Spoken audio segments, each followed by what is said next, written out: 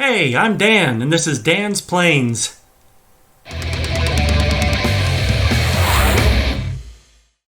Welcome to my unknown manufacturer Zero. She is 85 inches in wingspan and 72 inches in length. I want to say she's a top flight kit built. She looks like she's kit built, but I'm not for sure. It's got a DA, I believe, 60. I compared it to my DLE 61, and they're about the same size. So DA 60, swinging a Falcon 2210 and an aluminum spinner. And let me set you down for a second. Hold, please. Oh, she is heavy. I'll tell you that. Okay, so here are the insides. I had the tank pulled out because I was trying to see what I could get to. Because when I bought it, I noticed the sides were separating. Yeah, here it is. The sides, the firewall was, or the sides were separating from the firewall box, the engine box. Basically, this whole bottom unit is loose across here. And then you can see somebody chiseled away the plywood sheet that should have gone to the edge of that. Maybe they thought the muffler wasn't going to clear or something. I wish they wouldn't have done that. So I basically need to take a good thick chunk of ply and just make a, I don't know, 3/8 by 3/8 length, 6-inch length ply and get inside and behind it and epoxy that bad boy in there to reaffix this. Then what I was just doing when I realized, hey, I didn't shoot any videos on this yet. I should have done that. I was on the other side cleaning out this caulk, which they had put into here as well, trying to fill the gap. Looks like they didn't do that on this side, thankfully. But I can see this front end is loose over here. It's also loose on the other side. And then this is basically broken along here. So I need to fix those up. I was wondering how I'm going to fix this. What I'm thinking is this is my first thought. Do a 16 sheet plywood like this big. Put it on there, be able to gray paint it. I've got some green. I think I've got the right green that I can go back over it. And the cowl comes up to about here, I think. Okay, yeah, I guess it goes up to about there. So nobody's going to see that. So I think that's what I may do, because with vibration, that's just going to come loose unless we do it right. So I would have to sand this down and clean it, take off the covering, sand it and clean it. Then I can epoxy down the sheet of plywood. So that's what I'm thinking so far. And let's see. I cannot see inside the carburetor. I don't know if pulling or pushing puts the choke on or off. And I don't know which direction the throttle servo needs to go.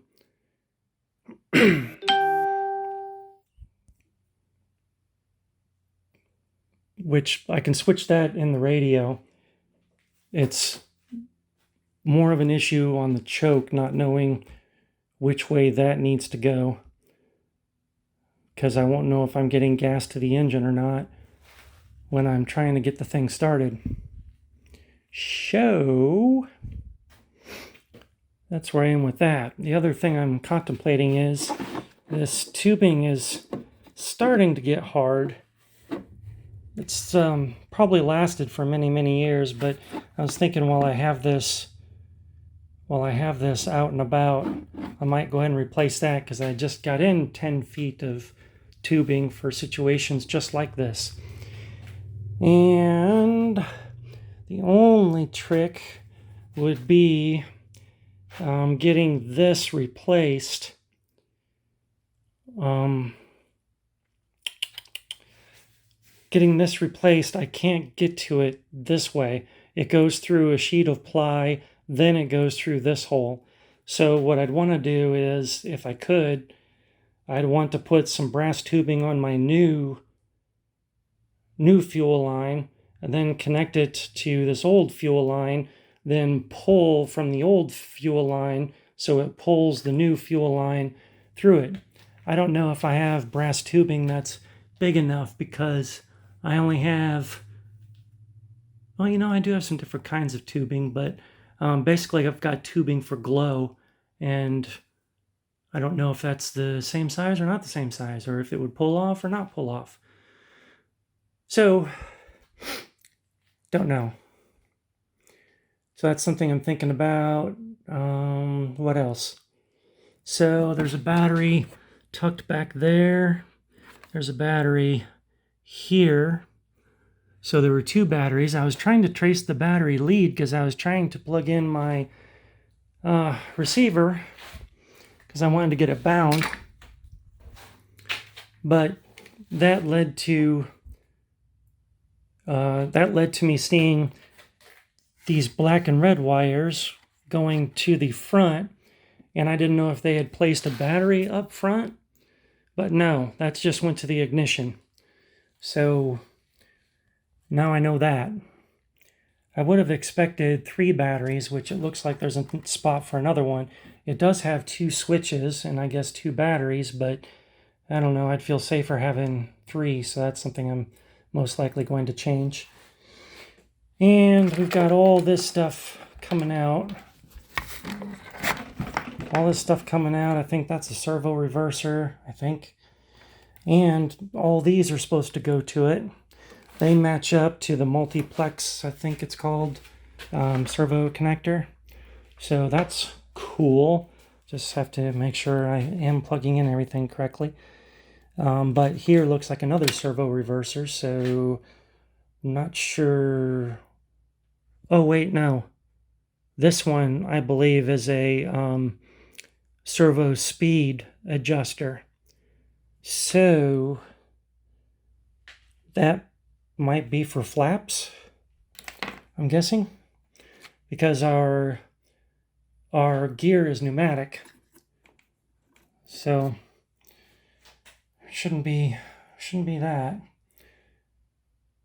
This has Sierra gear in it. Let me see. Nice stout gear. But I am wondering what kind of kit this is as of right now. So I've posted RC groups into my friends trying to figure it out. I've done no research on it, but I feel like it's going to be a top flight kit built, or it might be another The World Models. That one kind of sticks in my mind, but maybe that's just because I've been working on my World Models recently. So that's what's going on with this one. Got a lot of wiring to figure out and got some front end to reinforce and then get the engine running. 5mm 80. I don't know what that means. Maybe 5mm for the bolts that go in, but I don't know what the 80 would be. So post in comments if you think you know.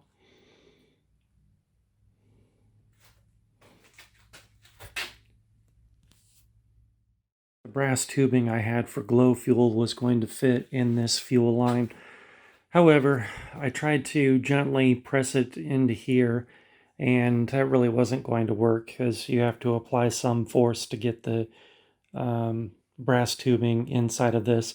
So all it did was push it into there, so then I'm forced to have to refeed it through. So that's probably going to be fun. But I went and disassembled the tank, and this is definitely stiffer inside the tank, and it didn't go all the way to the end of the tank. There's a good, well, how long? Let's see, that's where it's supposed to go. That's where it was. So I would have gone longer than that, but it also needs to be softer so it's flexible and will move around the tank. So it's a good decision to replace this older tubing that's getting kind of hard. Also, I'll add the safety retaining wire on all the ends. Just noticed there's another battery tucked back here. So actually it does have 3 batteries. 1, 2, and 3. Just need to find where the leads go. Which ones to plug into my receiver. Okay, so now I've found a 4th battery up there. And the problem is, okay, this is nickel metal hydride, so I know how to charge that. This one is the same as my Spectrum battery, so I know how to charge that. This is nickel metal hydride, so I know how to charge that. But this one, the one there that's glued in, I don't know how to charge that. I don't know what it is.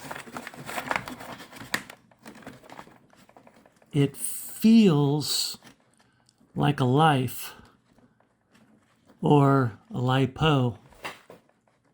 Feels more like, I don't know, feels like a hard shell. And that one is kind of weird because I've got this wire that's going clear to the back, and I don't know why that would be. I don't know what that would be connecting to in the back. And I've looked around in the back and I don't see any switches, I don't see any lights. I just don't know. So why it has 4 batteries? I've not seen a setup like that before. So there's a pool noodle in here that's wrapped around, some pool noodle there, and I pulled out this here. So it seems that this bird needed the weight to be back there, which is kind of weird for a warbird, having all the batteries back there, but I didn't want to have to pull that one out because it's already glued nice in there. And I didn't want to have to pull out either one of these pull systems for the rudder or for the elevator. Well, I guess for the rudder would be the one that's in the way to be able to get to it. But I think I'm going to have to. I just can't figure out what is this long thing for. I'll probably find out, but as of now, I'm kind of clueless.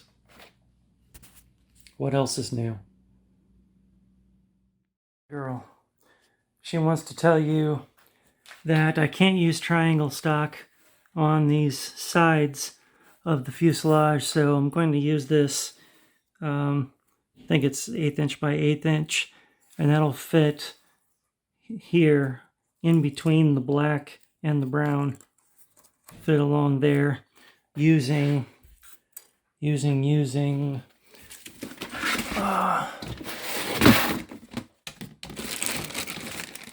this Scotch Weld 460 and using ow, that hurt. No, not micro balloons.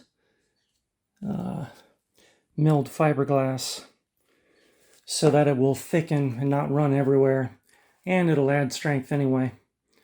So that's what I'm going to do. The inside I'll use triangle stock for the bottom, where they chipped away all this.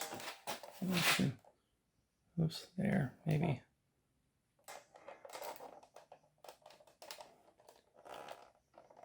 Yeah, I don't know if you can see that very well.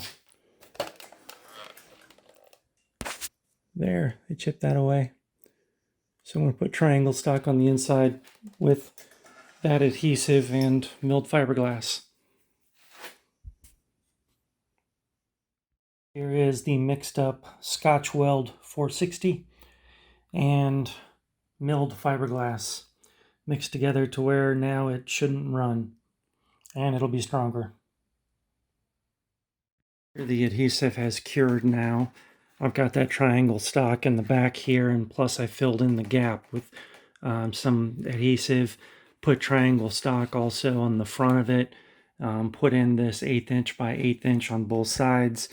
So this front end is rock solid now. Also put in some gap filling CA into here, so that takes care of that. Now the other side over here, hold please. Oh, she is heavy. Okay, this side over here, there's this gap here. So it's solid, but there's a gap. So what I'm going to do is try to clean this the best I can. I might even need to sand it a little bit, I'm not sure, but clean that up. And then I've already removed green covering here. I'm going to put down gray covering first from here to try to cover that gap, and then put the green covering on top of it. You always do your lighter color first. So I'll just do that, and this will be an opening. You know, I won't have covering to cover that, but I think that's what I'm going to do. At first I was going to take a 1/16 inch ply panel and cover it, but I don't think I really need strength here. I think I just need to make it show well. So I might think about that a little bit more too. So I'm not committed to doing that. I'm going to switch over to doing the plumbing, and then getting into the rat's nest that is the wiring on this model. And I found out that hold on a second again. I found out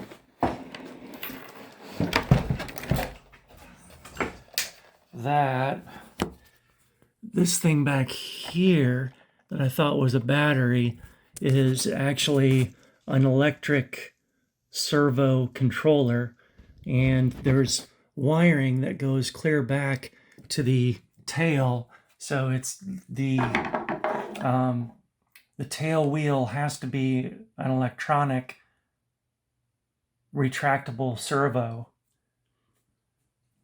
because it's got a power lead going clear back to the tail, and then it's got the cable here that with a Y connector is being connected to the pneumatic servo. So this should control all my retracts. So we will test that after I verify that I've got some good batteries in here. It came with 2 nickel metal hydrides, which I'm cycling now, and 1 life battery. So I know 1 nickel metal hydride was for the ignition, and 1 was for the receiver, and then the life is for the receiver. I thought on a receiver, though, you're not supposed to mix battery chemistries. So I need to verify that with someone who had told me about that. So I may have to replace the 2 nickel metal hydrides with 2 life batteries. Oh, no, I said that wrong. Replace one of the nickel metal hydrides, the one for the receiver, replace it with a life. The one that goes to the ignition could be a nickel metal hydride or life or whatever I want it to be. All right, that's the update for now. I've replaced all the fuel line now and put retaining wire around every connection point. So a challenge was how to run the vent fuel tubing through a piece of plywood here, then out this vent hole here. So I took a long piece of brass tubing, first pushed it through the exit hole, and then the second plywood hole, connected the fuel tubing to it, and then gently pulled it this way and gave it some twist back and forth and got it to come through. So we're all good there. Now I'll hook up the rest of them and try my best to do wire around the carburetor nipple down there, the blurry thing. There we go. Yeah. So I don't know that I can get wire around that and get pliers in there to actually tighten it. So I might be hosed on that, or instead of using wire, I could use zip tie. Zip ties can create bulges in the fuel line, but I may just have to use it on this one. All right, I've been through the rat's nest of wiring in here and figured it out. So the elevator and rudder, the ailerons and flaps, and the throttle servo, and the gear, including my electric tail wheel, which works and is electric. All of those things are set up properly now. Next steps. I'm most likely going to order a Wolverine dual battery fail-safe switch because I believe I need that as a voltage regulator for this AR9020X. I'm not a Spectrum guy, so just following advice from other people. So I think I'll need a Wolverine battery, just waiting to hear back to confirm that I've got the right one I'm looking at. I've ordered another Spectrum Life battery because I already have one in here. This one's for my Focke-Wulf, so I just borrowed it. So I've got one in here for the receiver. I'll have another one for the receiver. Both of those will connect into my Wolverine switch, replacing the current switch. Also on order is an optical kill switch for the engine, which will replace my mechanical ignition switch. So I can have a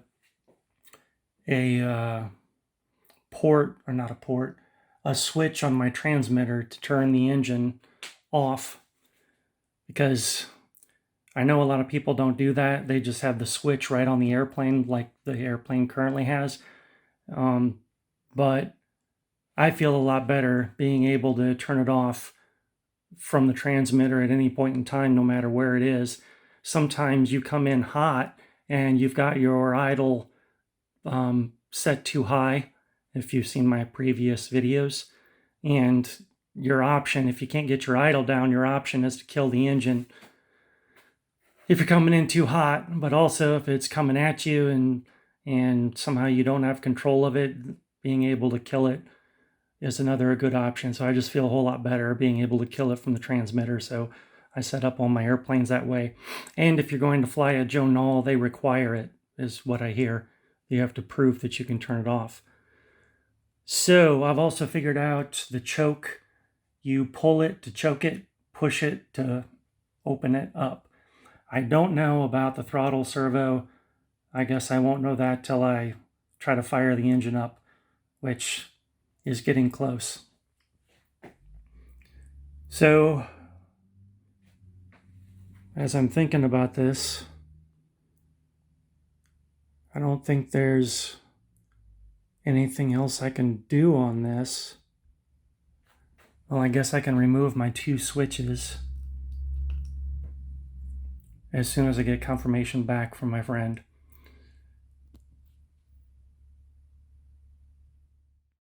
I've tested the retracts. I inserted a pressure gauge, which I'm going to put through the wall here.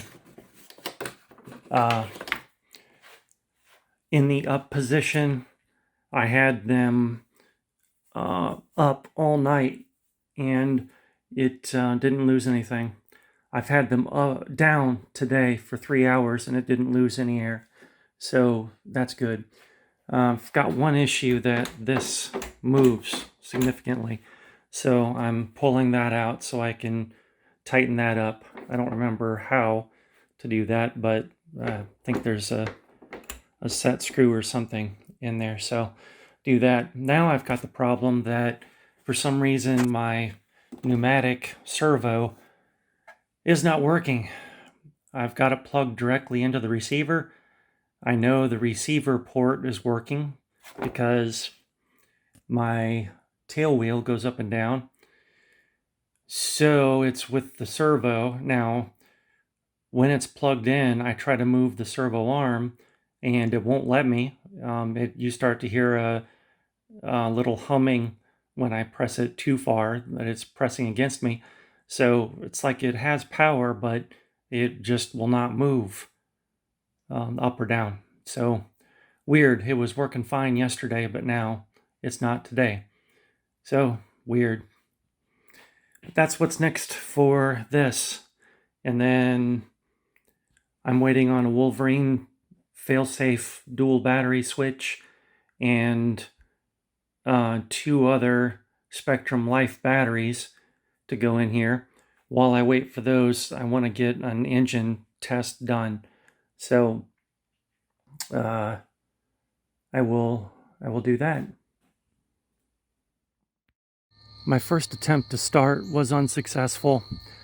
I was able to get fuel into the carburetor and I was able to get it burped, but I could not get it running.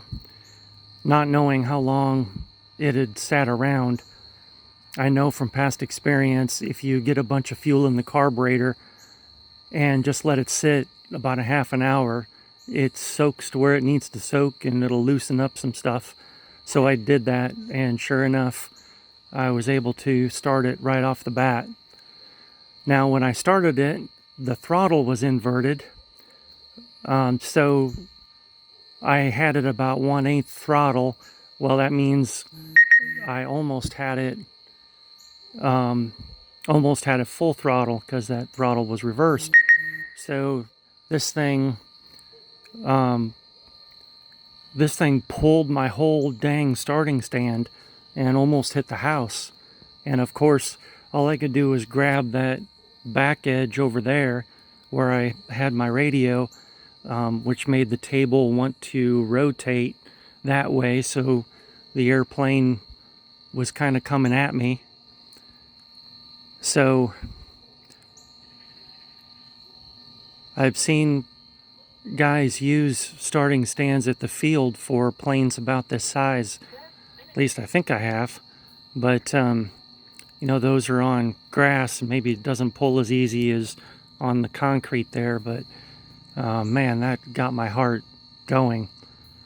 So I gave it full travel down, full idle or trim down, and I still couldn't get it down to probably more than, I'm guessing, a third throttle.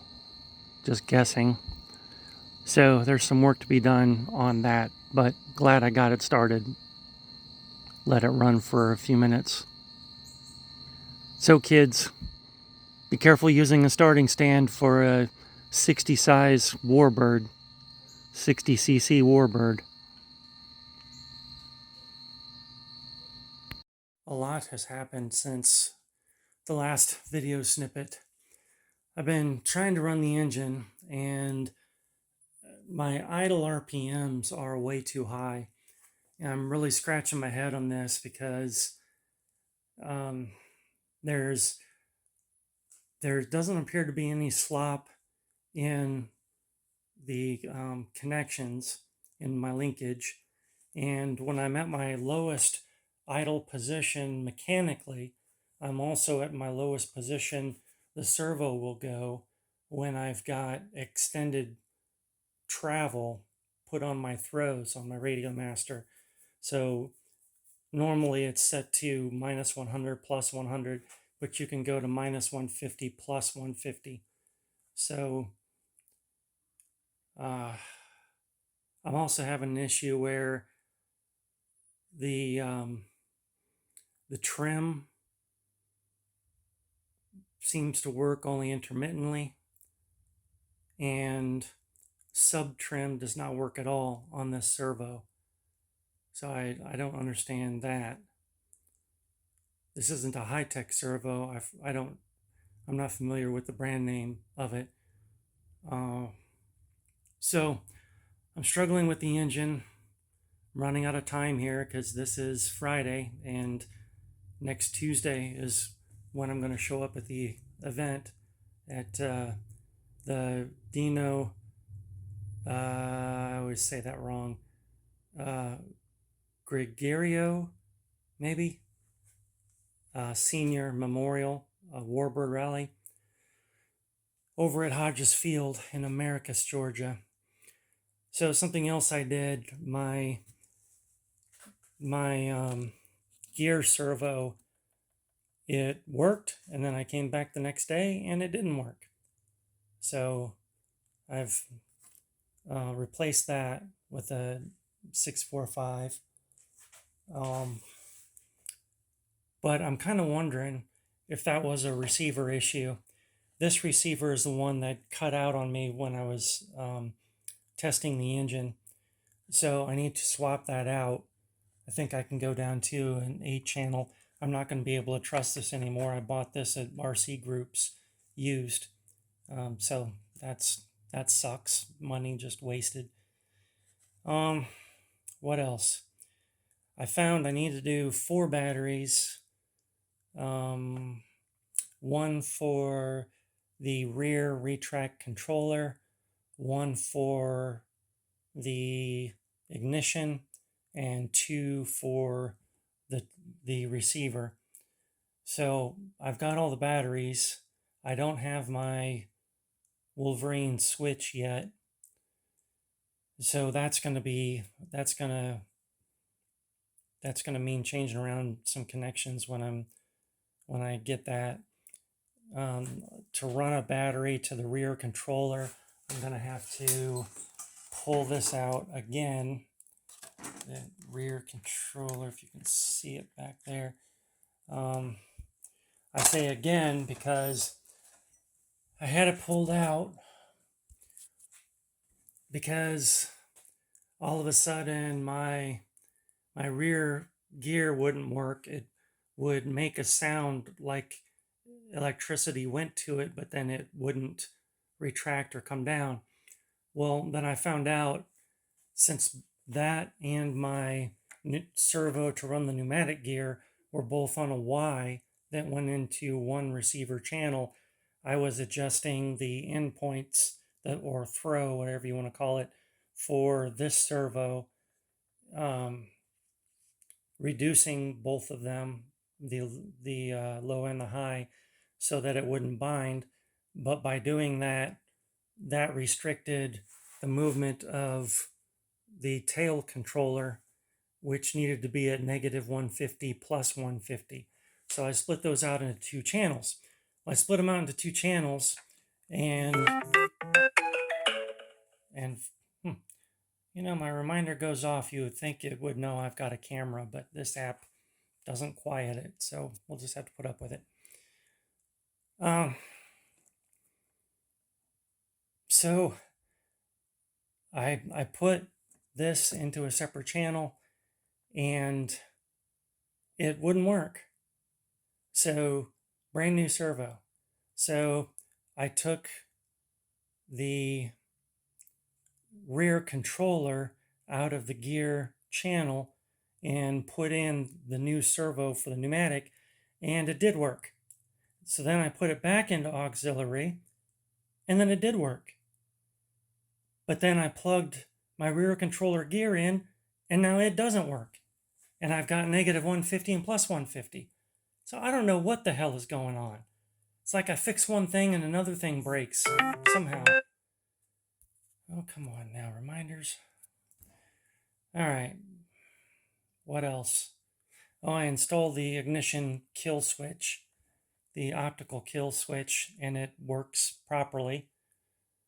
Thank the gods. Now I can turn it off with my transmitter instead of a mechanical switch, which he glued the mechanical switch in, so I don't know if I'm going to be able to get that out or just leave it in and forget it. What else? I think that's the bulk of it. I'm asking my friends now if they know if you can swap these satellites to any receiver, because I'm going to go from the 9 channel down to the 8 channel, and my 8 only has 1 satellite. So I think I need at least 2 satellites for this. If not 3, I don't know. I'm not a Spectrum guy, so I'm not sure. All right, let me go turn that reminder off. That's everything that's happened so far. This will probably be my last video for a little bit on this project. I got the idle to come down, but it won't consistently stay under 2,000. And even at 2,000, it'll have skipped firing. And I was talking to my buddy Brian, who's got decades more gas experience than I do. And he thinks it's the age of the carburetor and basically needing to clean and rebuild the carb. And there's no way I can get a kit and learn how to rebuild a carb and tear this all down and put it all back with only 1 day before the event. So this isn't going to happen. I think also I'm getting intermittent. My tail wheel is moving up and down intermittently when I move the switch. Sometimes it's not, and I'm not sure why it's still doing that. So I've got to do a little testing on that, and I'm still waiting on my Wolverine switch to come in. And I've got to run a battery to the rear tail wheel Robart controller. So all in all, still more to do. I replaced the spark plug on this. I actually think it ran a little better with the older spark plug, but anyway, gonna go to the event now. I'm breaking out my Top Flite P51. I'm probably going to fly it. I don't know. I'm really tired of having to fix it several times, so I don't know if I want to risk breaking it because of my lack of skill. So we will see.